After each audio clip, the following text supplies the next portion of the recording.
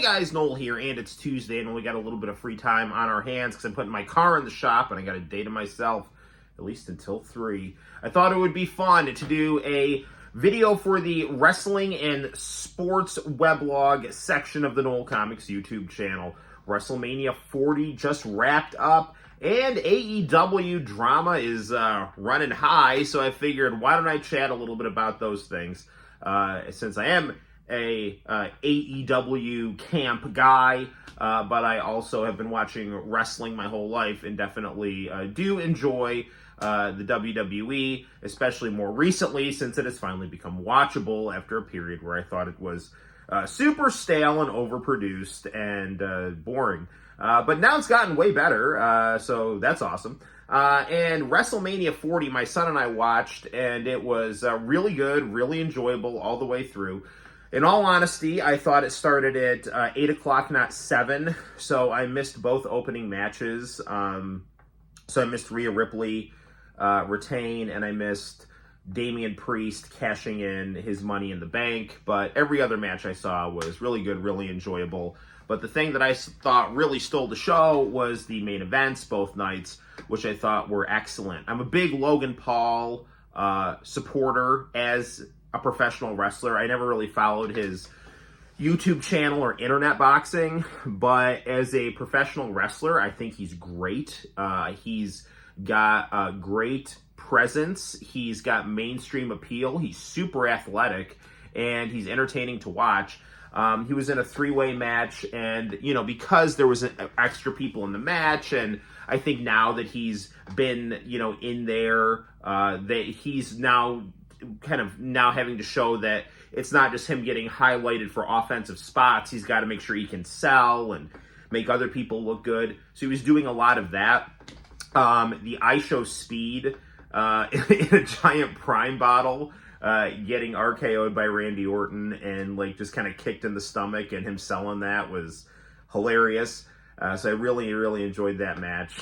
And Santino and I were talking, like, Logan Paul needs to win Money in the Bank.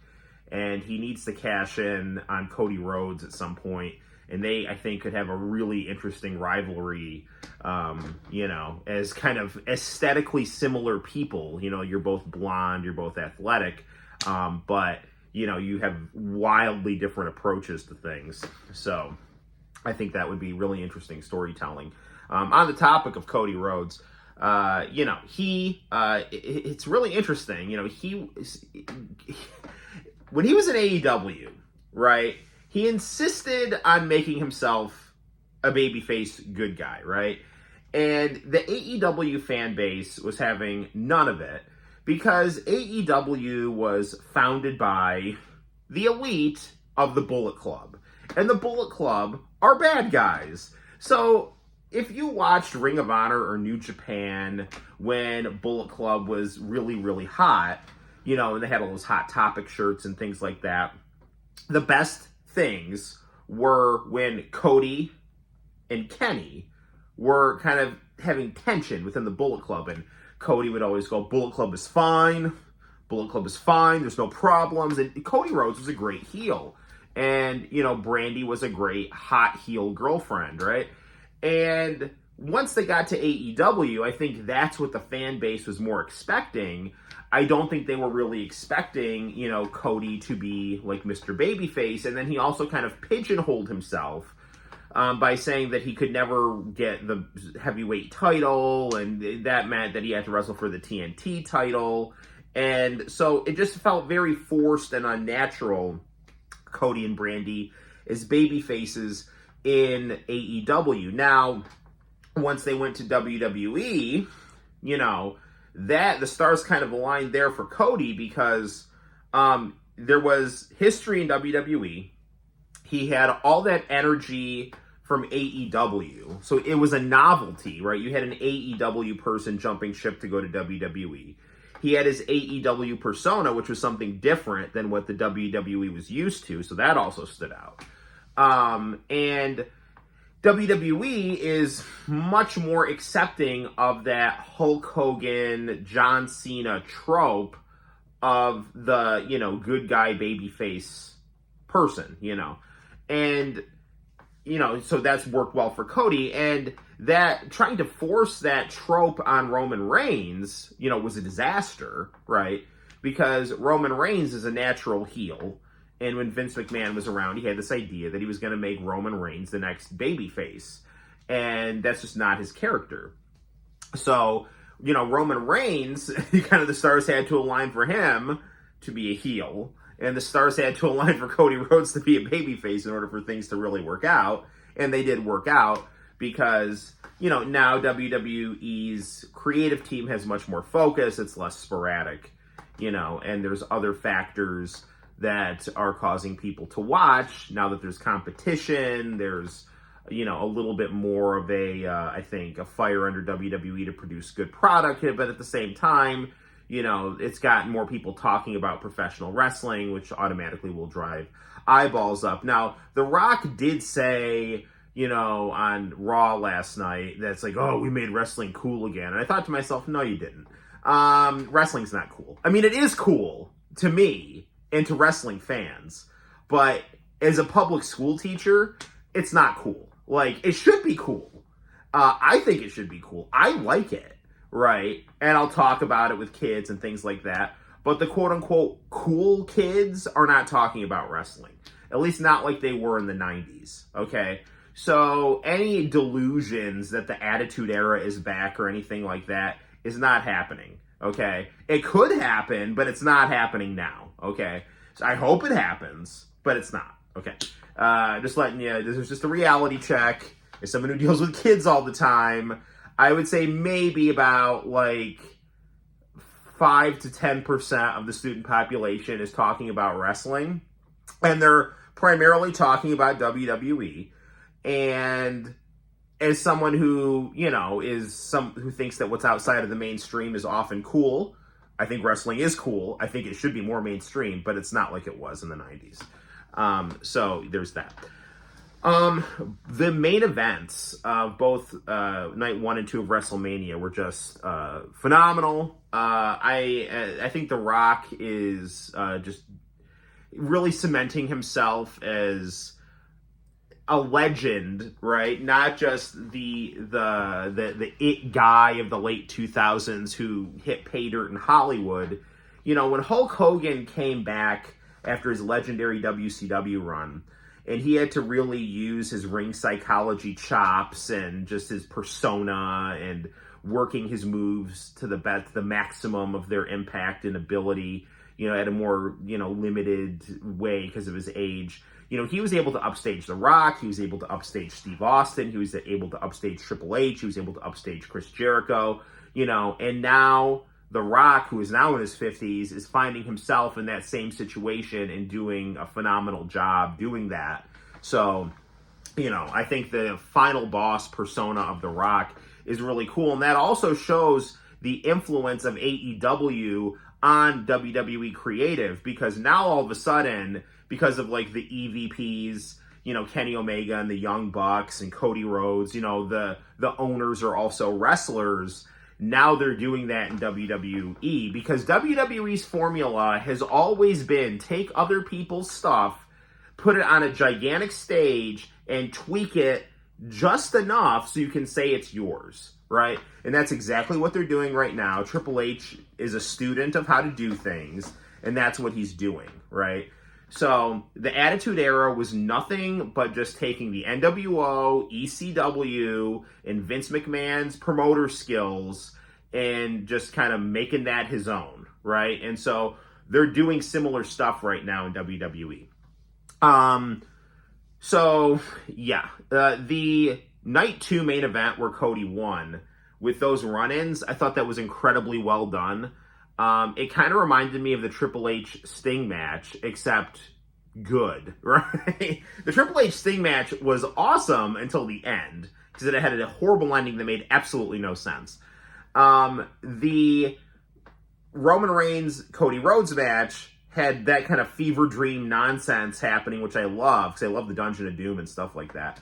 And it had an ending that made narrative sense. So that was awesome.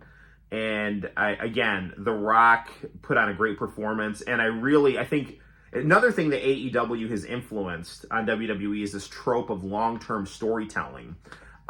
Because the way that they had Roman Reigns lose, to have Seth Rollins come out in his Shield gear, and, you know, Roman Reigns had a chance. Is he going to hit Cody Rhodes with the chair, or is he going to get revenge on Seth Rollins for turning on him, you know, and breaking up the Shield? And he chose to turn on Seth Rollins and hit him in the back with the chair the same way that Seth Rollins hit Roman in the back with the chair those years ago. So I thought that was phenomenal. That was a phenomenal ending to that match. So WWE's putting out a great product, and I, for the first time in a long time, willingly tuned into Raw. I will admit that after the Cody Rock promo, I ended up kind of turning the channel, you know, because I just don't want to sit through 3 hours of Raw. I much prefer the AEW style of doing things, and I'm going to switch gears to talk about AEW. You know, I'm so tired of the nonsensical bullshit hate that AEW gets in the comment sections of their own videos. I don't know what's going on, because I don't understand on what plane of reality AEW is putting on a bad product. If you watch the Hobbs-Ospreay match, or you watch the Danielson-Archer match, like, what the hell are you talking about? Like, they're putting on amazing matches on a consistent basis. And this is the WCW way of doing things in a good way. This is what I missed when WCW was gone. I missed Tony Schiavone calling really, really good multi-segment matches. You know, that was what WCW was better at WWF than, putting on good matches. And I also prefer AEW's more kind of gritty, organic style. WWE, I think it's good for WWE style, but it's a little bit too kind of cookie cutter plastic overproduced. I'm not saying that WWE should change. I'm just saying that's their style, and I prefer the more Nitro style of things, right? Have it look cool, but have it feel a little more spontaneous and gritty, you know? So, you know, the Young Bucks are going to, apparently tomorrow night, show the footage of CM Punk attacking Jack Perry backstage at All In. And this is being done in response to CM Punk's Ariel Helwani video. This is what all the quote-unquote smart pundits, like Jim Cornette, who I can't stand, told AEW to do. Well, why don't you just show the footage? It'll be the best thing you've ever shown. You know, like his weird Southern belle or whatever. Yeah, so they're going to do it. And it's going to be interesting. As a historian, I think it's going to be interesting to see the primary documentation of this event, because we've had two different accounts of this event. So we're going to get to see, is it something in the middle? Does it lean more toward one way or the other? As a historian and a wrestling fan, I'm interested in that. Okay, so we're going to see what happens. And I do think for the wrestling gossip enthusiasts, people are going to be tuning in. In terms of like mainstream, I don't know if that's going to really permeate, because while wrestling is making a lot of money and it is drawing big crowds, it has not, you know, to use kind of jargon, not yet re-permeated the cultural zeitgeist like it once did in the 80s and early 2000s. But it's getting there, so we'll see what happens. I do think that, you know, CM Punk is someone who is, if you're interested in wrestling gossip, he is someone that will draw eyeballs because he's insane.